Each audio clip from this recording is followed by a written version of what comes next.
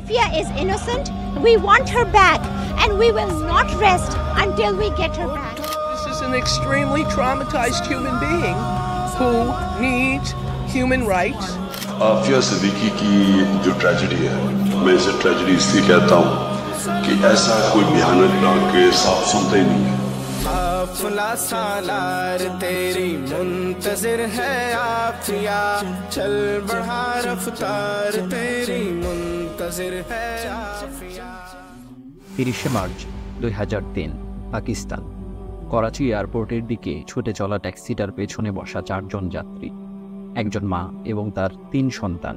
3 জনের মধ্যে সবচেয়ে বড় 6 বছর বয়সী আহমদ, তারপর 4 বছরের মারিয়াম, সবার ছোট সুলাইমান, ওর বয়স মাত্র 6 মাস।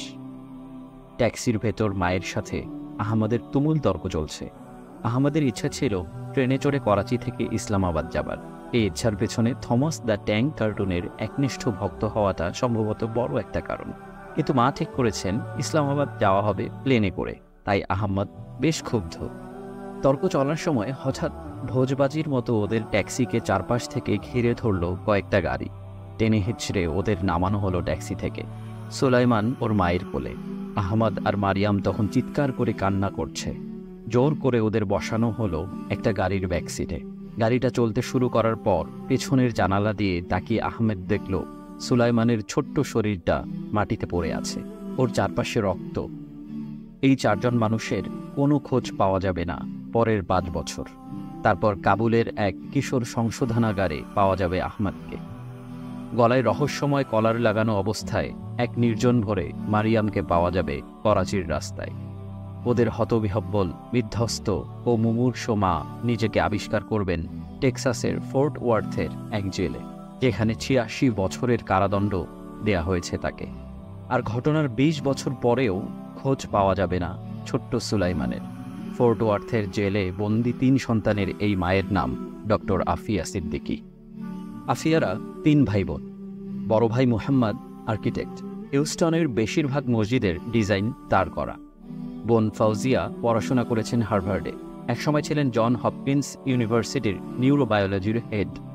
সবার ছোট আফিয়া গ্রাজুয়েট করেছেন MIT থেকে, তারপর ব্র্যান্ডেইস ইউনিভার্সিটি থেকে নিউরোসায়েন্সের ওপর PhD। MIT-তে থাকা অবস্থায় কাজ করেছেন বিখ্যাত ভাষাতত্ত্ববিদ ও বুদ্ধিজীবী নোম চমস্কির সাথে। Dr. Afia Siddiqui is a Pakistani neurologist who studied in the United States and graduated from MIT in 1995. তবে আফিয়ার মূল আগ্রহ ছিল শিক্ষা নিয়ে, বিশেষ করে পাকিস্তানের শিক্ষা ব্যবস্থার সংস্কার নিয়ে নিজ উদ্যোগে ভালো রকমের গবেষণা করেছিলেন তিনি। ওয়ার অফ টেররের সেই দিনগুলোতে সন্দেহভাজন সন্ত্রাসীদের ধরিয়ে দেওয়ার জন্য বিপুল পরিমাণ পুরস্কার ঘোষণা করে মার্কিনীরা।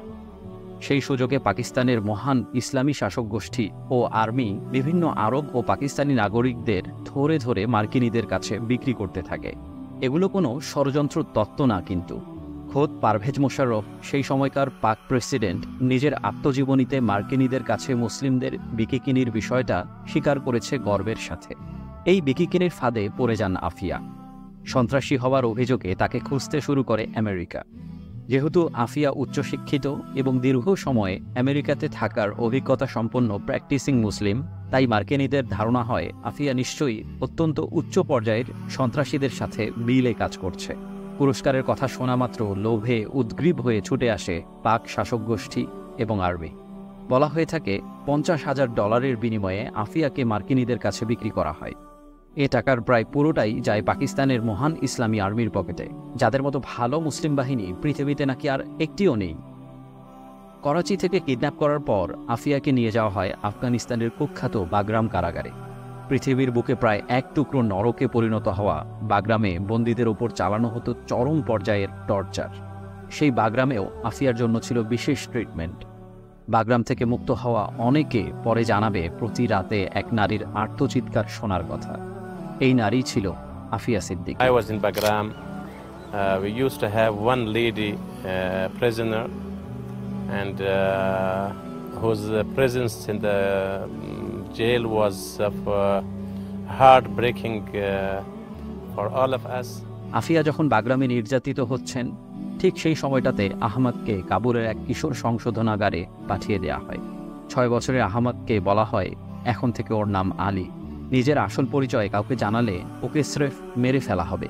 অন্যদিকে 4 বছরের মারিয়ামকে 2 মার্কিন নাগরিকের কাছে দত্তক হিসেবে দেয় মার্কিন সরকার। 2008 সালে আফিয়াকে বাগরাম থেকে ছেড়ে দেওয়া হয়। বলা হয় গজনীতে গেলে মেয়ে মারিয়ামকে তিনি পাবেন। 5 বছরের ভয়ঙ্কর নির্যাতন সহ্য করা, সন্তান হারানোর ভয়ে পাগলপাড়া আফিয়া ওই অবস্থাতেই ছুটে যান গজনীতে। কিন্তু তাকে কিডন্যাপ ও বিক্রি করা মহান পাক আর্মি সেই সময়কার আফগান গোয়েন্দা বাহিনীর সাথে মিলে শেষ একটা চাল চালে। তারা আমেরিকানদের জানায় খুব শীঘ্রই আফিয়া নাকি গজনীর গভর্নরের ওপর আত্মঘাতী হামলা চালাতে যাচ্ছেন। একে তো নাচুনে বুড়ি, তার ওপর ঢলের বাড়ি। এ খবর পাবার পর মার্কিনীরা পারলে রেড অ্যালার্ট জারি করে। দেখা মাত্র তারা গুলি চালায় আফিয়ার ওপর। কিন্তু তারপর হতাশ হয়ে আবিষ্কার করে আফিয়ার কাছে অস্ত্রশস্ত্র, গোলাবারুদ কিছুই নেই।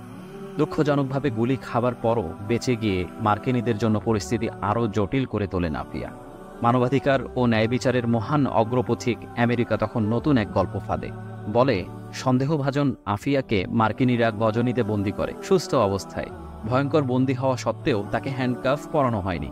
এই সুযোগ কাজে লাগিয়ে এক সেনার বন্দুক কেড়ে নিয়ে এলোপাথারি গুলি করে পালানোর চেষ্টা করেন তিনি। তাকে থামাতে বাধ্য হয়ে মার্কিনীরাও গুলি করে। এতেই নাকি আফিয়া আহত হন। তবে সৌভাগ্যবশত আফিয়ার এলোপাথারি গুলিতে কোনো মার্কিনী আহত হয়নি। আফিয়ার বিরুদ্ধে হত্যাচেষ্টার অভিযোগ আনা হয়। আর এ অভিযোগেই নিউ ইয়র্কের এক কোর্টের রায়ে তাকে 86 বছরের কারাদণ্ড দেয়া হয়। সেই থেকে ডক্টর আফিয়া সিদ্দিকী বন্দী টেক্সাসের ফোর্ট ওয়ার্থে। মজার ব্যাপার হলো এই মামলায় আফিয়ার বিরুদ্ধে আগেকার সেই সন্ত্রাসবাদের কোনো অভিযোগ আনা হয়নি। হয়তো অভিযোগ আনা হলে তা প্রমাণ করতে হবে। আর এসব অভিযোগ প্রমাণ করা সম্ভব না জেনেই এমন সিদ্ধান্ত নেয় মার্কিন সরকার। বহু কাঠখড় পুড়িয়ে কিডন্যাপ হবার 20 বছর পর অল্প কিছুদিন আগে আফিয়ার সাথে দেখা করার সুযোগ পেয়েছেন তার বোন ডক্টর ফাউজিয়া এবং আইনজীবী ক্লাইভ স্মিথ।